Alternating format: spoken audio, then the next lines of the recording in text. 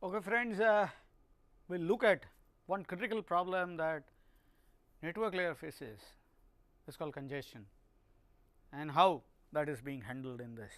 Additionally, we will be looking at something called MPLS, multi protocol label switching, which introduce a different vision about routing, and will be throwing some more light on quality of service while routing when we talk about MPLS.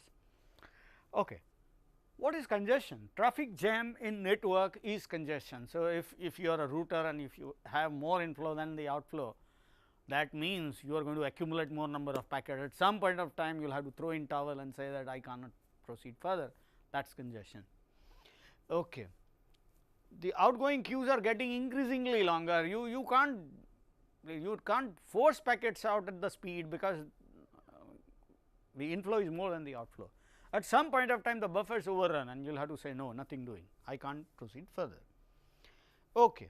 When the network capacity is less than the inflow or the data that is passes through network, this is more likely to happen.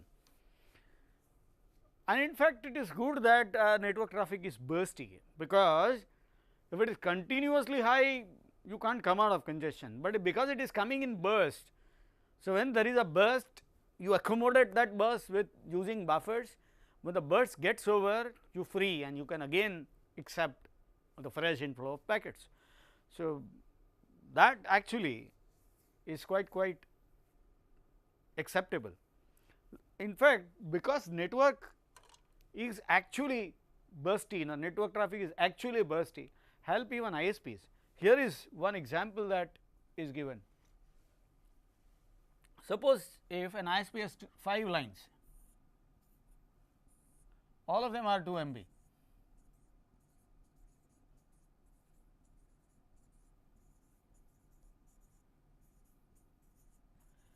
And ISP only has 10 MB line. Now, you can say that it's enough, but what if there is a congestion and somebody starts sending more data than 2 MB?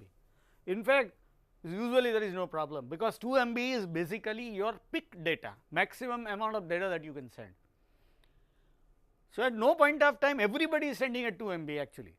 So, it is quite possible that on an average everybody is sending at 1 MB. So, if somebody overgrows that limit and goes to 3 or 4 MB and others are sending at 1, eventually the total comes out to be 8 and the ISP can still proceed it further. ISP does not need to worry about. In fact, let me tell you one thing which you probably are not aware of. Most ISPs, with most ISPs is the fact the outgoing line is much lesser than the total inflow that they are supposed to take, okay, just for this reason. So, in actual case this is usually not 10 MB, but 6 MB or 8 MB or something, because they know that not everybody is going to work at the peak speed at the same point of time. Only when everybody start using network at the peak speed, ISP will have a problem, otherwise they won't. Okay.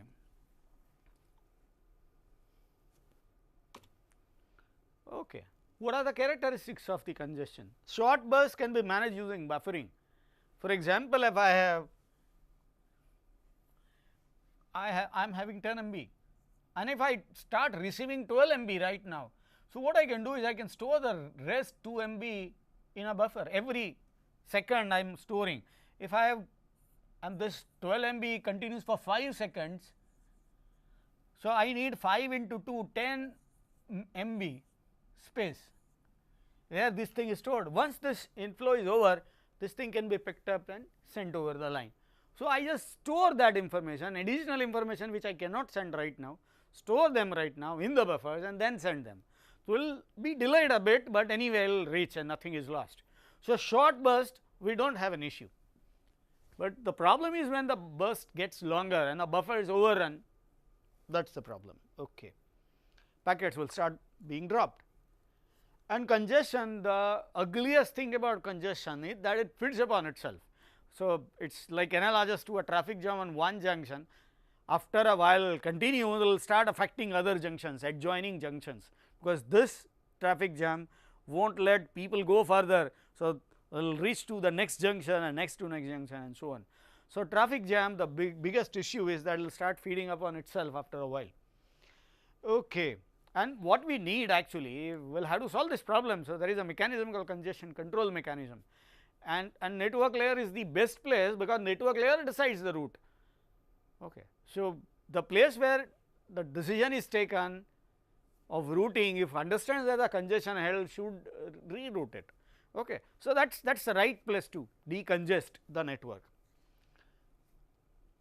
and there are multiple ways. In fact, first one is let everybody send any traffic they want, detect if there is a congestion and find a remedy.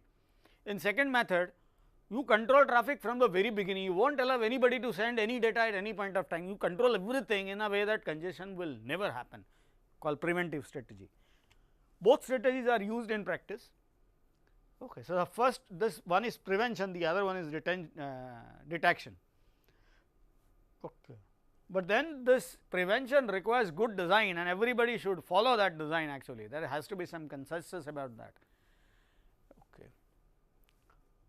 And if you want to really study whether there is a congestion or not, you need to get the feedback whether there is a congestion, and the congestion might not be near you, it will be some other place, some other part of the network. You should be able to learn about that congestion, you must get some feedback.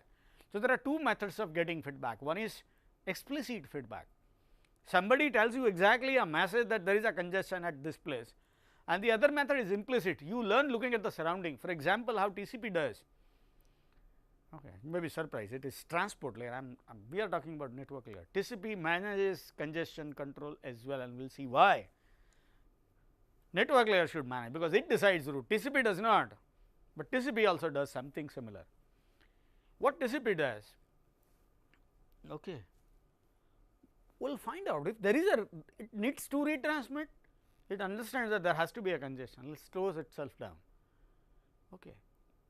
So, it will not send the packets as fast as it used to, it slows itself down. So, that is called implicit feedback. You do not really get any feedback, direct feedback, but you get an implicit feedback with which you decide what to do next.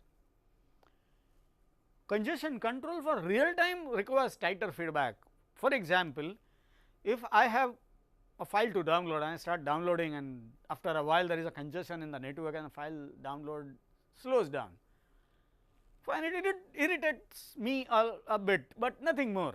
But if I am talking to somebody over WhatsApp call or Skype or something, and there is a congestion and I can't talk for a while, is not acceptable to me. So, real time case congestion is more troublesome. I need tighter congestion control if I want to manage that thing. And one great technique used for managing real time congestion is called admission control. That is common in landline phones. For example, if I am dialing a number and the lines are busy, it will not let me in, it will stop me stop admitting me in the network itself. So, it is called admission control. By default, conventional networks do not deploy admission control, but then there are many other solutions which does that. All VoIP based solutions and all that, they use something called a device called gatekeeper, which allows only those connections which it can handle. Beyond that, a new requests are denied. Okay. So, that is very critical here, that is called admission control. The other method is to make sure the congested areas are rerouted. You will not go through those areas as if they do not exist. Okay. So, those paths are simply not there for the time being. You just start rerouting your packets through other routes. Okay. One more problem that you will see is, because TCP also does something for congestion control, IP also does something, and there is a problem, because both of them are trying to do something which do not match, and there is a solution called random early discard, and how that handles the case is also discussed. We will do that. And one more point that we talk about is called controlling jitter in real time traffic. We will begin with this global synchronization and random early discard. Now, what does TCP do? Whenever TCP is sending something, and if it has to retransmit, it understands that there is a congestion, and it slows down to one segment at a time. So, earlier, in fact, you probably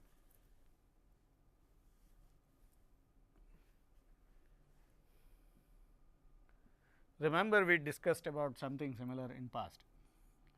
So, there is something called, this is a sender, you have a sender window. Okay. Here are the segments that I can send, I am not bothered about acknowledgement, only when I send all of them I wait till getting their acknowledgements. Okay. But I can send all of them without getting any acknowledgement. This is my window and I can send that many. There is one more window TCP keeps, is called congestion window.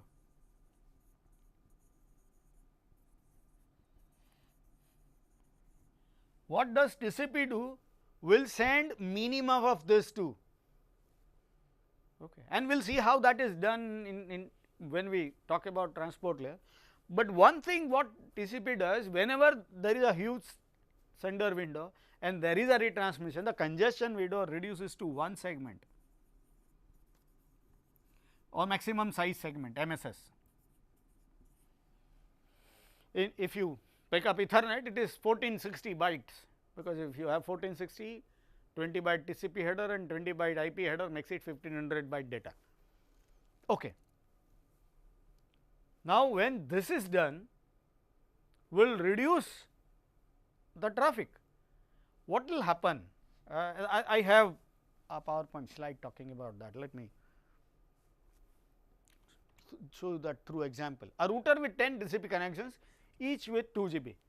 Okay. So, 10 connections with 2 GB each. So, that makes it 20 KB. Each connection sends one packet in 1 millisecond. Every 1 second 10 such packets are processed. Okay.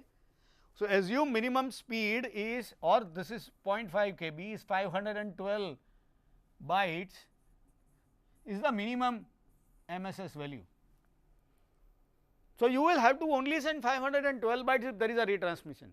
At this point of time you are sending 2 KB per second, but once this happens you can only send 512 bytes, not more. So, 20 KB traffic for 10 connections reduced to 5 KB, because everybody can only send 0.5. So, now everybody can send only 5 KB. Now, you may have 20 KB, you are sending 20 KB and there is a problem which makes the network bandwidth reduced to just 1 KB less, 19 KB, there is a congestion, because there needs to be a retransmission. Everybody slows down, because the router will do what? Okay. If well receiving, then if and the outgoing line they are all packed, will start dropping packets with whichever incoming packet. So, there are 5 senders, they are all sending, it is quite possible they send all 5 packets one after the other. So, everybody slows down together. So, everybody slows down together, the traffic reduces to just 5 KB, from 20 KB it reduces to 5 KB. Actual demand is only 90 KB. So, 5 KB will reach to the other end. So, next moment TCP will actually increase in this thing exponentially. So, 5 KB will become 10, 10 become 20. When 10 become 20, again it encounters that, it becomes 5. So, it is actually oscillate between 5 and 10, 20, 5 and 20, 5, 10, 20, 25, again 10, 5, 10, 20. So, that kind of a thing called global synchronization, you just slow down globally and start globally. Now, that should be a wrong thing to do actually, you are wasting everybody's time and network bandwidth. So, instead a very clever technique is used. So, instead of dropping those 5, router randomly chooses one packet and drop before congestion happens. So, what will happen? We have 5 senders, one of the sender will reduce to 0.5, rest 4 are sending at full speed 8 KB. So, there 8 KB, next 16 KB plus this one 9 into 5 into 2. So, that is we have 2 KB each. So, 10 into 2 20, okay. So, 9 into 2, so that is 18 plus the last one is 0.5 makes it 18.5. So, we have 18.5 which is less than 19, now everybody can send without much of a trouble. Okay. That 0.5 wala will again increase its speed after a while. So, some other connections packet is dropped. When that connection is dropped, that connection will reduce to 0.5. So, at one or the other point of time, one or the other connection slows down to 0.5, the rest can continue sending at 2 kb is their actual speed. So, we do not have a problem. What if there is some other problem in the network and it reduces further? TCP may drop 2 packets from 2 different connections and I can still calculate it, okay, which comes out to be 17 kb. So, 8 into 2 16 plus 0.5 plus 0.5. So, that becomes 17 kb. You can still function. So, instead of synchronizing going very low and coming very high, it will reduce it little and continue. So, that is the usefulness of this mechanism. Okay. Whenever the router's queue is full, all connections passing through slows down to 1 segment a time, and TCP also increases the speed exponentially, which I talked about. Okay. This is global synchronization problem. As I said, the solution to do so, solve this problem, is to drop a packet randomly just before it increases beyond the limit and there is a congestion. Okay. So, whenever the queue, so in the normal case it is called tail drop, when queue reaches to the end, will start dropping those packets. In case of RAID, when you find that the queue is approaching that limit, just before that you start dropping a packet. So, you will not let it reach to that limit, actually you start dropping it before. Okay. So, a typical connection is slow down and not all connection is slow down. Eventually, you will get an effect of gradually reducing it rather than drastically reducing the load and again drastically increasing it. And there is no oscillation like 5, 10, 20, again 5, 10, 20, that should not happen. Okay. We have talked about the example of global this thing.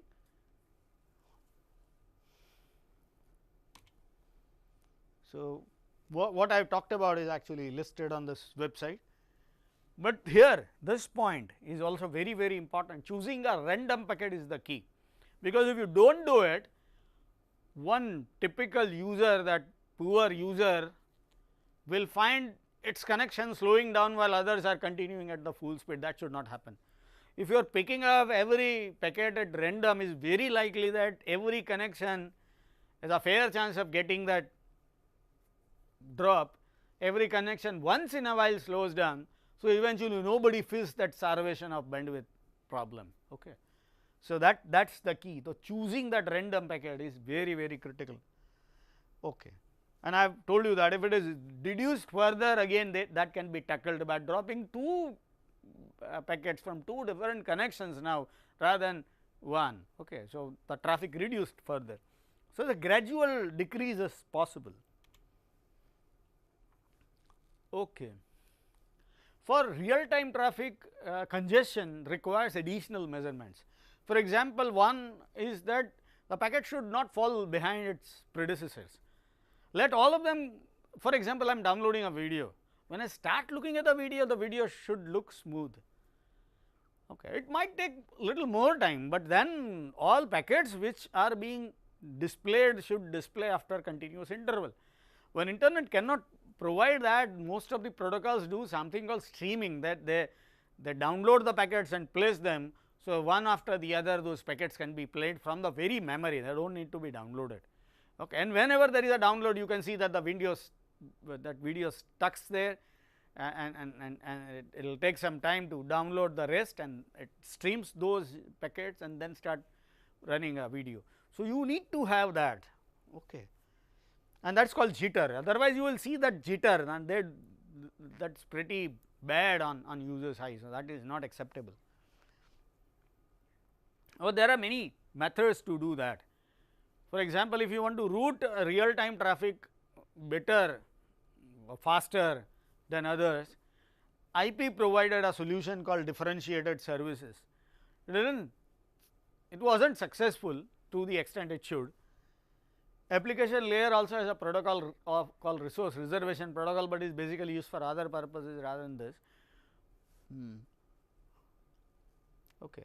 What we want is a packet which is scheduled for real time service. We would like to schedule that packet differently than others. Probably the great thing is to have a path specially reserved for such traffic, which is shortest path or least hop path. Okay. But Canon's routing algorithms cannot provide that. We will see how SDN does so. Even MPLS can provide this. We will see how that is done. Okay. Whenever you find a packet ahead of a schedule, you can keep it waiting, because what you want to do is to reduce the jitter, the delay between two consecutive packets. You will have to keep it consistent to make sure that the video looks smooth on user's eye. Okay. One of the greatest solutions that emerged in recent years is called MPLS, which is based on something called network layer switching rather than routing. Switching means won't route, will only look at a small value called tag and route packets based on that. Okay. There are some methods, okay, of tagging packets. First, services that they need. For example, you can tag packet as 2G, 3G, 4G packet. Now, those packets demand that kind of service, you can tag them accordingly. Second, class they belong to. For example, you have 3 classes: platinum class, silver class and gold class. Now, some customers belong to some class. Whenever you get those classes, the packets belong to a typical class, you would like to route them accordingly. Okay. Forwarding packets based on tags is known as switching. Okay. Now, we will be talking about that. Now, it is no longer IP address, it is switching. Okay. And packet with the same tag will be processed same. So, all 2G packets will travel all same path, all packets with tag 3G will travel some other path, all packets with tag 4G will travel something else. Okay. So, that is based on tag, all packets irrespective of who the sender and receivers are. If I have 5 senders, all of them belong to 2G, they will be treated as same type of packet, they will be routed the same. MPLS is designed to provide this service, tagging and processing them. Okay. Process packets based on tags instead of the IP. Okay. Original IP header is not changed, the tag is on top of IP. Remember, we talked about packet switching, it is on top of IP. Here this is also on top of IP for the same reason we discussed in packet classification. Okay. Connections are to be identified by tags and provided service based on those tags rather than the destination address, that is conventional. So, network layer headers become immaterial because we are not looking at them, we are attaching tag on top of that and we are routing packets based on those tags. So, whether the packet is IP version 4 or IP version 6 does not make any difference. Okay. And that is why this is called multi protocol. Okay. Packet switching. Now, you probably understand the meaning of this term. It is also possible multiple tags can be based on ISP hierarchy. So, whenever you enter into that ISP, the ISP look at the class that you belong to and tag, and your packet will be routed according to the class that ISP puts you into.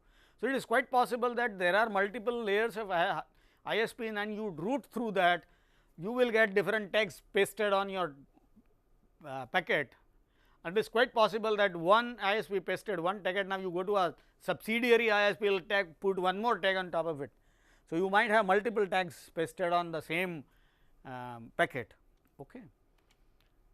So, here is an example, say here this is D, which actually does not belong to any ISP. Now, one but in start sending will become part of ISP 2. Okay. It is ISP 2. When it goes out of it, it leaves ISP 2 and goes sorry, these are all ISP 1. So, you already have ISP 1 tag, ISP 2 is inside. So, ISP 1 tag is already there, on top of which it has to have ISP 2 tag. When it leaves this, ISP 2 tag is removed, but then it enters into ISP 3. So, it will have ISP 3 tag inserted on top of it. When it goes inside, it is ISP 4 which works under ISP 3. So, we will have one more tag pasted on top of this thing of ISP 4. When it goes out to W, both tags will be removed, 4 and 3, because it moves out of both of them. Okay. And will still be part of ISP 1, then it will contain. So, eventually you will have something like this. In the beginning you have a row packet, then ISP 1 tag, then when you enter into ISP 2 tag, it will added here. Okay. We will continue. So, when it goes from P to Q, ISP2 tag is removed and this is added, and when it goes into this thing, ISP4 tag is added, but when it goes to W, both these tags are removed, okay, and you have this. When you go out of the network, you only have a row packet. So, and this tags will decide how the packet is routed, and how the new ISP will decide the tag is based on both information, your earlier ISP's tag and his own interpretation of it. For example, if Airtel and some other company has some collaboration, then Airtel says my gold customer, you should treat them as silver of your or something. So, there is a business relationship which decides that. But the advantage of MPLS is that it provides better quality of service. Okay. As per administrator's need, you can do it. You can monitor service level agreements. Okay. As I just gave an example of service level agreement. Provide different services to different class of customers. I gave that example as well. Provide routing based on source address. So, I am a class 3 I am 3G customer, my packet will be based on my address 3G. Okay. If I am a 2G customer, my packets will be based on that. Or again, if you look at the ISP's point of view, I am a silver customer or gold customer or whatever, based on that all my packets will be routed. Load balance between multiple routers are also done, okay, because whenever tags are decided, some tags say the 2G tags will follow this route and 3G will follow that route, obviously the load is divided into two parts. Allowing tagging based on other layers as well. For example, I have one traffic for UDP, the other traffic for TCP. I have two different paths, and many a times where administrators are quite wary of UDP traffic, because UDP traffic is more likely to be malicious, they are quite wary of it, that they always wanted to separate those two traffics. So, you can tag different traffics based on UDP or TCP and then route them separately. Okay. So, that is possible. Even level 5 is possible. So, HTTP traffic is routed separately from FTP. So, HTTP traffic directly goes to the web server and FTP traffic directly goes to the FTP server, that also is possible. The process is that this given a number and labels are all given in the beginning. Whenever a packet comes inside, the first router that MPLS enabled router that encounters this packet tags that thing based on all this information, okay, and then it proceeds further. Every other router will route that packet accordingly. Okay. So, something like this, the labels, here are two examples. Why packets are queued separately and sent before others, and available bandwidth is divided based on customer type. So, gold customers have higher bandwidth and so on and so forth. Okay. And when the packet goes out of that thing, the label is ripped off. So, okay, the same thing which we discussed. So, MPLS is not virtual circuit. So, here is something which describes the difference. MPLS does not have that connection establishment and closing process, that is one. Okay. The label is not based on IP address, but is based on administrator wish to route that traffic. So, IP address, the destination IP address has nothing to do with that label, okay, but is based on something called forward equivalent class. Based on that tag is derived, and every router derives the tag on their local context, but based on same forward equivalence class. Okay, so, 2G, 3G are called forward equivalence class. The tag may be 10, 20, 30 based on router's local preference. MPLS tag looks like this. In fact, the same thing that we have seen earlier, it is TCP, IP, Ethernet or PPP when router to router communication takes place. MPLS is here. Remember our packet classification process, we have the tag at this place. One of that is 20-bit label, the other things are not at all important for us. Time to leave is something that we have already seen earlier. Because we are not using IP, time to leave is part of IP, we are having TTL here, but otherwise this label is the most critical part of MPLS. Okay. So, here are some observations. IP version 4 and 6 can be routed together, you do not need to bother whether it is IP version 4 or 6. When MPLS used with Ethernet, the type value is this. It can also, as I said, to which you can use that thing with PPP. We will not be studying PPP in this module, but again you can look at reference to the DCN book for learning about PPP if you are interested in. Okay. So, here are the steps to tag an IP based routing. TTL provides for looping. Okay. So, that the same thing happens here. S field indicates whether there are multiple labels or this is the last label. So, I need to just rip off that and throw the packet out. If there are multiple tables, if multiple tags and I am the last router, I will have to rip off all of them. So, that is the reason why S becomes important. Okay. The last thing that we are going to look at is how network layer manages fragmentation. Okay. So, this is network 1, the original packet comes here, is divided into two parts. This MTU is 2000, okay. Network 2's MTU is 1480. So, 1480 plus 20 byte IP header makes it 1500, okay. This is basically Ethernet. So, 1500 is one, 1500 is one and 500 is the other, okay. But then 1500, the packet with 1500 bytes will have to again be divided into two. One is 1000, other one is 500. How that is done is shown here with different values. Okay. ID number, this is the original packet with 2000 bytes, 20 byte header makes it 2020. Now, it is divided into two. The first one is 1480, you can see that the length is reduced and here it is 540. Okay. You will have to add 20 bytes for IP header in both cases. MF is more fragment is 1 indicating that the next fragment is coming. So, the receiver understands that there is a next fragment. More fragment is 0 here. So, receiver understands that the fragments are over. You can see the ID number 12 is the same in both cases, indicate that both belongs to the same packet. Okay. The offset value tells you how far you are from the origin.